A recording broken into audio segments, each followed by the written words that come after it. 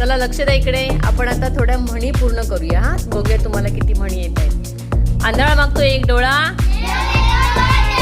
एक घाव, एका हाताने टाळी, एक नादड, झाकली मूठ, तेरड्याचा रंग, दोघांचे भांडण, नव्याचे, कोल्हा काकडीला, काकडीची चोरी, कोंड्याचा,